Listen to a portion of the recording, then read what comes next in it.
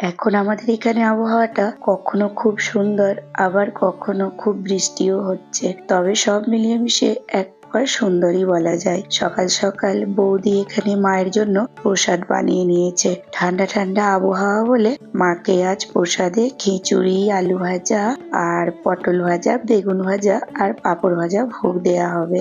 জানো তো, বৃষ্টি না হলে মায়ের মন্দিরের সামনের উঠোনটা এত সুন্দর লাগে, মনে হয় কাজ সেরে অবসর সময়টুকু এখানেই কাটাই। তবে বৈকালে বেশিরভাগ আমরা উঠানে বসেই চা খাই আর গল্পের আসর জমাই। সকালের কাজকর্ম পূজা পাঠ সেরে টুকিটাকি বাড়ির কাজও সেরে নিলাম। মেয়েটা এখন একেবারে সকালে বাড়ি থেকে জলখাবার খেয়ে যায়, আবার বাড়িতে এসে একবারে ভাতে বসে। তাই রান্নাটারও না বেশ তাড়াতাড়িই থাকে। বাড়িতে আসা মাত্রই ওর খাবারের থালাটা সামনে যায়। তবে এক প্রকার ভালোই, সময়ে খাওয়া দাওয়াটা ওর এখন হচ্ছে। তা না হলে তো টিফিন নিয়ে গেলে বাড়িতে এসে আর ভাত খেতে চায় না। সেই আগের মতো স্কুল টাইমটা ফলো করে 4টের সময় ভাত খেতে যায়। মেয়েটার খাওয়া দাওয়ার দিকে বেশ বিচক্ষণ।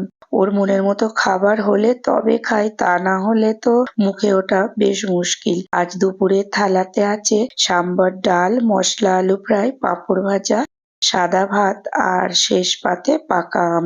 আরো কিছু রান্না বান্না হয়েছে বটে, কিন্তু আমার মেয়ে তো আবার সবকিছু খায় না বলে ওর জন্যই থালাটা আজ সাজালাম। জানো তো, আমি এখানকার রান্নাগুলো যত ভালোবেসে রান্না করি, ঠিক তেমন আমাদের সেই পুরোনো দিনের রান্নাগুলোও খুব ভালোবেসে রান্না করি। আর আমার মামা পুরোনো দিনের রান্না বা বাটাবুটি ভর্তা খেতে খুব পছন্দ করে।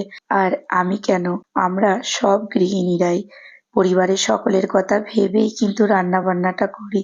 তবে আমার সারাদিনটাও এইসবের মধ্যেই ঘিরে থাকে। তবে বেশ আছি, মাকে নিয়ে দিনটা শুরু করি আর সংসারের কাজকর্মে ব্যস্ত থাকি, আর সকল শেষে আবার মাকে দিয়েই দিনটা শেষ করি। তা যাকগে, তোমরাও ভালো থেকো আর সুস্থ থেকো।